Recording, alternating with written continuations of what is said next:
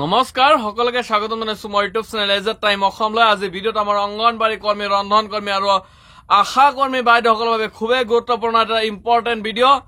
আপোনালোকে যেহেতু অংগনবাড়ী কৰ্মী, ৰন্ধন কৰ্মী বা আশা কৰ্মী বাইদেউসকলে আপোনালোকে একেৰাহে ধৰ্ণা কাৰ্যসূচী বা অংগনবাড়ী কৰ্মী সহায়িকাসকলে বেছি ধৰ্ণা কাৰ্যসূচী অনুষ্ঠিত কৰি আছে। ইয়াৰ মাজতে আহিছে এটা ডাঙৰ আপডেট। অখিল গগৈ অসম চৰকাৰৰ বিৰুদ্ধে, অৰ্থাৎ অসম চৰকাৰৰ যি বিধায়ক বা যি বিধায়ক আছে, অসমৰ বিধায়ক আৰু মন্ত্ৰীসকলৰ যি দৰমহা সেয়া বৃদ্ধি কৰাৰ কথাত অখিল গগৈয়ে তীব্ৰ বিৰোধিতা কৰা পৰিলক্ষিত হৈছে। কিয়নো এইবাৰ অখিল গগৈয়ে কৈছে অংগনবাড়ী কৰ্মী সহায়িকা, ৰন্ধন কৰ্মী আৰু যি আশা কৰ্মী এওঁলোকে দুখীয়া আৰু এই লোকক উচিত মজুৰি নিদিয়াকৈ যেহেতু বিধানসভাৰ বিধায়ক বা মন্ত্ৰীসকলৰ মাননি বৃদ্ধি বা দৰমহা বৃদ্ধি কৰিব নোৱাৰে বুলি এনেকুৱা ধৰণৰ দাবী উত্থাপন কৰিছে অখিল গগৈয়ে। যেহেতু আপোনালোকে জানে অখিল গগৈয়ে ইয়াৰ আগতেও বিধানসভাৰ মজিয়াত কেইবাবাৰো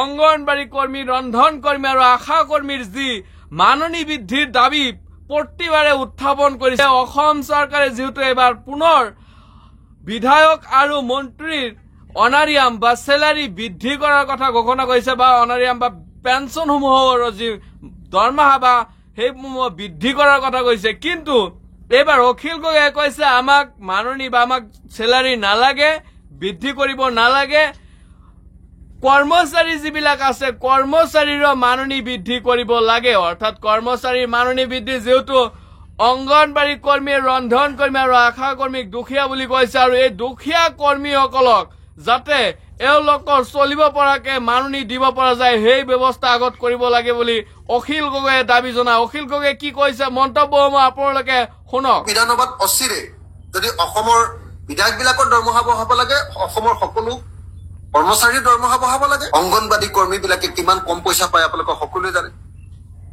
আশা কৰ্মীবিলাকে কিমান পইচা কম পায়, আৰু তাৰপিছত আপোনাৰ ৰান্ধনীবিলাকে কিমান কম পইচা পায়। তেওঁলোকক আমি হাতে মাৰিছো, তেওঁলোকক আমি নেখাই নোহোৱাই শুকুৱাই ৰাখিছো, অথচ আমাৰ জনপ্ৰতিনিধিবিলাকে কেৱল দৰমহা বৃদ্ধিৰ কথা চিন্তা কৰিছো। আৰু আমিতো ৰাইজৰ সেৱা দৰমহাৰ কাৰণে কৰিবলৈ অহা নাই। অখিল গগৈয়ে কোৱা মতে যে অংগনবাড়ী আৰু ৰন্ধন কৰ্মী একেটাই কথা, যি কৈছে মই আপোনালোকক আগতে কৈ দিছো।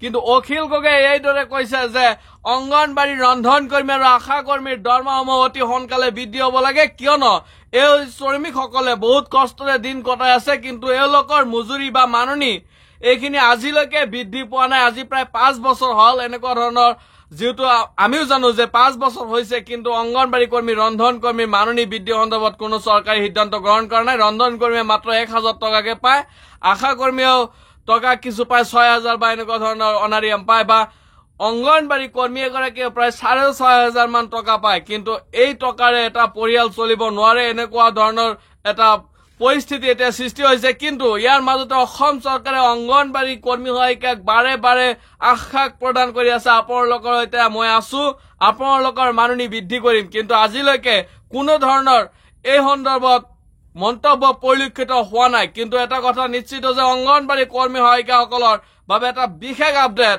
সেয়া হৈছে যে অংগনবাড়ী কৰ্মী সহায়িকাৰ মিনি কেন্দ্ৰসমূহ মেইন কেন্দ্ৰলৈ যিটো প্ৰপ'জেল, সেই প্ৰপ'জেল অসম চৰকাৰৰ পৰা একচেপ্ট কৰি অসম চৰকাৰে অতি সোনকালে এই মিনি কেন্দ্ৰসমূহ মেইন কেন্দ্ৰলৈ পৰিৱৰ্তন কৰি 1000 টকা যিহেতু পাৰিতোষিক সেয়া বৃদ্ধি কৰি দিছে আৰু মেইন কেন্দ্ৰসমূহ বনাবলৈ যি কাম কৰিবলগীয়া আছে সেইখিনি আৰম্ভ কৰিছে। অৰ্ডাৰ কপি আপোনালোকে স্ক্ৰীনত নিশ্চয় দেখা পাইছে।